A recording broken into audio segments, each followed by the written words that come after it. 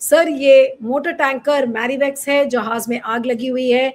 ये जहाज डूब रहा है, कृपया हमारी मदद कीजिए। अमेरिका ने हमला कर दिया आपके ऑयल टैंकर पर और आपकी एक बात नहीं सुनी। अगर कोई सेल्फ रेस्पेक्टिंग गवर्नमेंट होती तो अमेरिका के एम्बेसडर को बुलाते और उसको मार्चिंग ऑर्डर्स देते। किसी को भी प्रधानमंत्री की कुर्सी पे बैठाया गया होता सिवाय मोदी जी के, तो वो शख्स जरूर एक फोन करके डोनाल्ड ट्रंप को हड़काने की कोशिश करता कि खबरदार, आपकी हिम्मत कैसे पड़ी कि आपने हमारे जहाज पर इस तरीके से हमला किया। तो हमारी सरकार इस समय इतनी कमजोर, इतनी शिथिल हो गई है कि वो अमेरिका और इजराइल के मामले में कुछ भी करने को तैयार नहीं है। अमेरिका ने क्यों हमला किया? आज इतने बेबस और लाचार मोदी और उनका विदेश मंत्रालय क्यों हो गया है? कंप्लीटली सबसर्विएंट और वैसल बन गए हैं, क्लाइंट स्टेट बन गए हैं अमेरिका और इजराइल के। वही लोग हैं जिन्होंने अंग्रेजों के सामने माफी मांगी थी।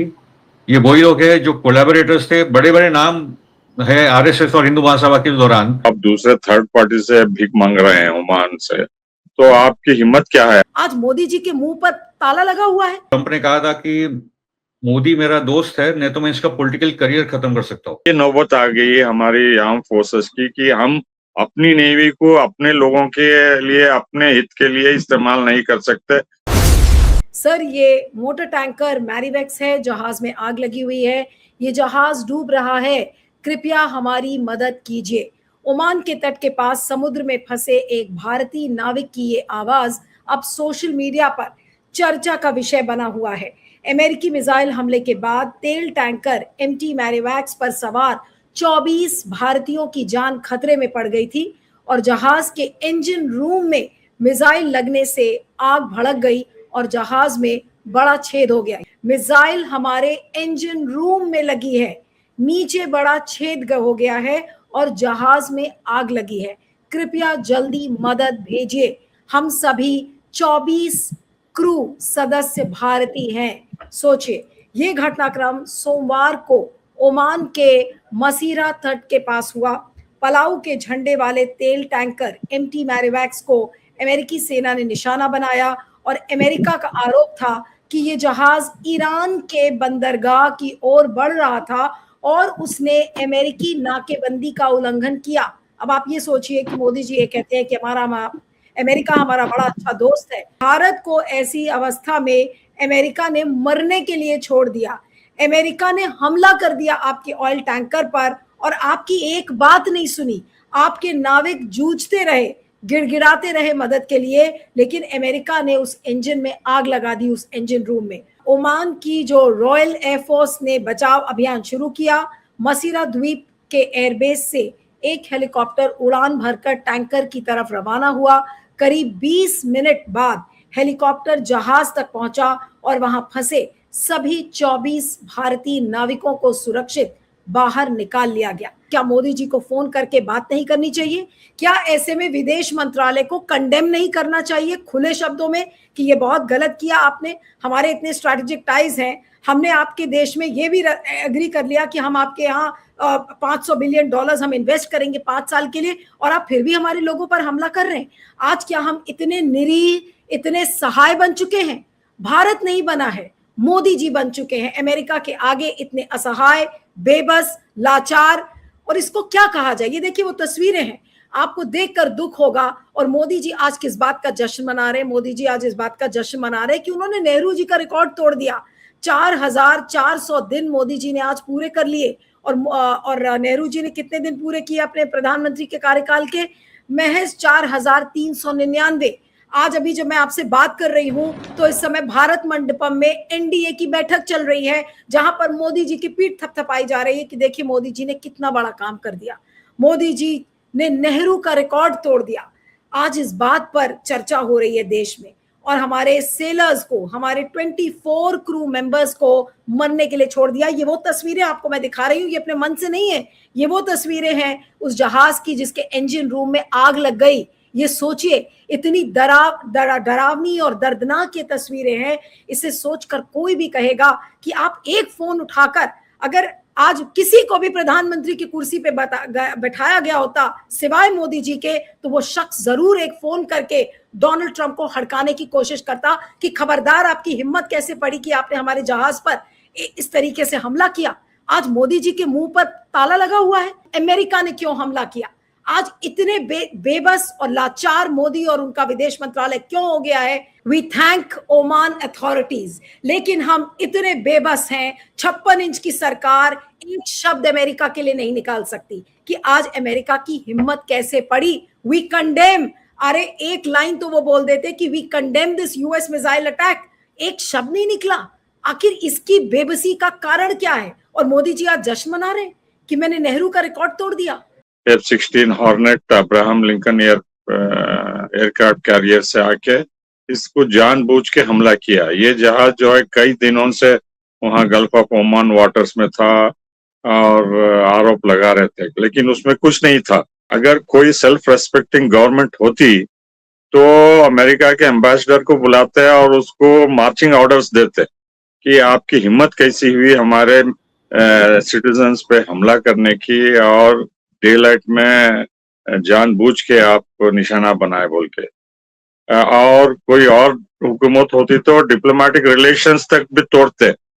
वो तो बहुत दूर की बात है। ये गवर्नमेंट ऐसा कुछ नहीं करेगी जो आप उम्मीद कर रहे हैं। कंडेमनेशन भी नहीं करेगी, जो मैं कह रहा हूं वो भी नहीं करेगी। कंप्लीटली सबसर्विएंट और वैसल बन गए हैं, क्लाइंट स्टेट बन गए हैं अमेरिका और इजराइल के।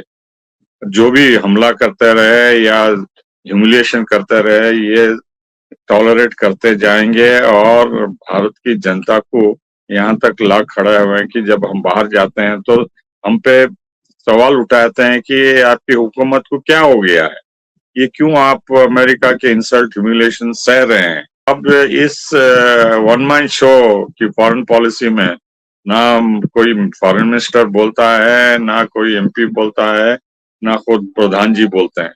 तो ये चुपचाप चूहे की बिल में घुसे रहते हैं और अपने इल्यूजन में रहते हैं कि हमने नेहरू से भी ज्यादा दिन प्राइम मिनिस्टर बन के। आपकी कामयाबी क्या है भाई, आप बताइए। फॉरेन पॉलिसी में क्या आपने 32 आवर्स पूरे दुनिया से इकट्ठा करके लाए, उसका इम्पोर्टेंस क्या है जब आपके देश पे इतना हमला हो रहा है, नागरिकों पे इतना इंसल्ट किया जा रहा है, उनकी मदद कोई नहीं कर रहा है, तो आप दूसरे थर्ड पार्टी से भीख मांग रहे हैं ओमान से। तो आपकी हिम्मत क्या है? आपके जहाज वहां हैं, हमारे जहाज फ्रिगेट्स नेवी के वहां हैं, ये क्यों नहीं जाके बचाए भारतीयों को? 4 जहाज हैं मेरे नॉलेज के मुताबिक इंडियन नेवी के, वो एक्चुअली अमेरिका के रिक्वेस्ट पे वहां भेजे कि आप भी हमारे साथ जॉइंट एक्शन में हॉर्मुज में खोलने के लिए आप अपनी नेवी भेजिए। तो फोन कॉल पे ट्रंप ने यही आग्रह किया, तो हम मान लिया उनकी बात। जब हमारे लोग मदद मांग रहे हैं तो क्यों नहीं मदद करे वो? ये नौबत आ गई है हमारी आर्म फोर्सेस की कि हम अपनी नेवी को अपने लोगों के लिए, अपने हित के लिए इस्तेमाल नहीं कर सकते। वो हमारा स्ट्रेटेजिक दुश्मन है, वो हमारे दुश्मन के साथ मिला हुआ है, पाकिस्तान के साथ, और हर मुमकिन कोशिश कर रहा है कि हमको कमजोर करे और मिलिट्री सिक्योरिटी पे, उन पे वेपन्स पे निर्भर करना चाहता है और हमको फ्रेंडलेस बनाना चाहता है ब्रिक्स में, ग्लोबल साउथ में, सभी से। तो हम विलिंगली कोऑपरेट कर रहे हैं अपनी सॉवरेनिटी, अपना पावर अमेरिका को सरेंडर करने के लिए। कितनी गंभीर बात है, कितनी मतलब शेमफुल है कि हम अमेरिका के सामने हाथ पांव जोड़ रहे हैं। ये बहुत ही शर्मनाक समय है पूरे देश के लिए। और आपकी बात सही थी कि ये मोदी सरकार और भारत की जनता अलग है। भारत में गुस्सा है अमेरिका को लेकर, और मोदी की ये जो रेजिम है, जो बोला जाए तो ये भी एप्स्टीन रेजिम जैसी हाल है। क्योंकि जो ट्रंप ने कहा था कि मोदी मेरा दोस्त है, नहीं तो मैं इसका पॉलिटिकल करियर खत्म कर सकता हूं। आप सोचे ट्रंप ने क्या कह दिया था। तो मोदी और अडानी वाली ये जो रेजिम ने इस देश को इतना कमजोर कर दिया है कि शायद की बात नहीं, ये कंफर्म्ड है कि आजादी के बाद इससे कोई वीक सरकार भारत में रही नहीं है। Unfortunately India is now considered एक वैसल स्टेट करके हमको पूरी दुनिया देखती है। वो इतने बेबस हो चुके हैं अमेरिका के हाथों में, ट्रंप और नेतन्याहू के हाथों में। उनके हाथ में ऐसी कौन सी चीजें हैं, वीडियो टेप्स है, एप्स्टीन की फाइल्स है, क्या है जिसके कारण मोदी जी इतने बेबस हो चुके हैं। हम ये भी जानते कि जो रॉ के ऑपरेशंस रहे, दे वो very funny operations, Pannu Nijjar वाले, वो भी हमारे 2 रॉ एजेंट्स उनके हाथ में हैं। तो डोवल, अमित शाह, मोदी, अडानी, तो जो टॉप लीडरशिप है ये सरकार की, सरकार भी बोलना मुश्किल है, रेजिम मैं तो बोलता हूं उसको, ये पूरी की पूरी रेजिम की जो टॉप लीडर्स है वो अमेरिका के कंट्रोल में, नेतन्याहू के कंट्रोल में जा चुके हैं। इसलिए जो ट्रम्प कहता है कि मोदी मेरा दोस्त है, वरना मैं इसका करियर खत्म कर देता। We have betrayed Iran, we got that, जो विशाखापट्टनम से शिप गई थी वो भी हम लोगों ने बिट्रे किया था ईरान को, श्रीलंका की शिप गई थी उसको बचाने के लिए। आज हम अपने सेलर्स को हमारी इंडियन नेवी नहीं बचा पा रही। तो मुद्दा यह है कि हम अपने लोगों को कैसे बचाएं, किस तरीके से बचाएं, उस पर हमारा पूरा जोर होना चाहिए, पूरा ध्यान केंद्रित होना चाहिए। परंतु हमारी सरकार इस समय इतनी कमज़ोर, इतनी शिथिल हो गई है कि वो अमेरिका और इजराइल के मामले में कुछ भी करने को तैयार नहीं है। परंतु अब देखने वाली बात है कि हमारा नुकसान जो है वो इतना ज़्यादा हो रहा है और हर क्षेत्र में हो रहा है, चाहे अगर आप देखें डिफेंस के क्षेत्र में, चाहे इकॉनमी है, इकॉनमी तो पूरा भट्टा बैठा हुआ है। हमारा हालत ये हो गई कि हम तेल के बारे में रूस से लेने की सोच भी नहीं सकते हैं, क्योंकि हमें अप्रूवल चाहिए होती है अमेरिका से कि अगर ब्रिक्स के जो तमाम देश हैं हिंदुस्तान के खिलाफ कुछ कहें। और ये चर्चाएँ आम होती चली जा रही है कि हिंदुस्तान पूरी तरीके से अमेरिका के साथ है और हो सकता है कि वो कुछ ऐसी बात करे जिससे ब्रिक्स की जो पूरी एग्जिस्टेंस है वो खतरे में पड़ जाए। मोदी जी ये कह दे कम से कम कि आज ट्रम्प की हिम्मत कैसे पड़ी हमारे ऑयल टैंकर पर अटैक करने की। अमेरिकी सेंट्रल कमांड ने हमले की पुष्टि करते हुए कहा है कि जहाज को रोकने के लिए कार्रवाई की गई थी। अमेरिकी बयान के मुताबिक यूएसएस एब्राहम लिंकन पर तैनात FA-18 सुपर हॉर्नेट लड़ाकू विमान ने जहाज के इंजन और स्टीयरिंग सेक्शन पर सटीक हमला किया। अमेरिका का दावा है कि जहाज को पहले कई बार चेतावनी दी गई थी, लेकिन उसने निर्देशों का पालन नहीं किया। इनको शुबा था कि ये करने जाएगा बोल के, सुबह पे आप बमबारी कर देंगे और डिस्ट्रॉय कर देंगे। ये कौन सा रूल है? ये दादागिरी है, ये लॉ ऑफ जंगल जो चाइना कहता है। ये ब्लॉकेड की वजह से, वरना शिप्स अलाउ कर रहा है ईरान जाने के लिए, ये वेजिटेबल्स, फ्रूट्स वगैरह सब। अमेरिका हमारा दुश्मन बन के उसको रोक रहा है, इन जहाजों को खाना पीना जो भी चीजें हैं जो खाड़ी के देशों में हम एक्सपोर्ट करते हैं।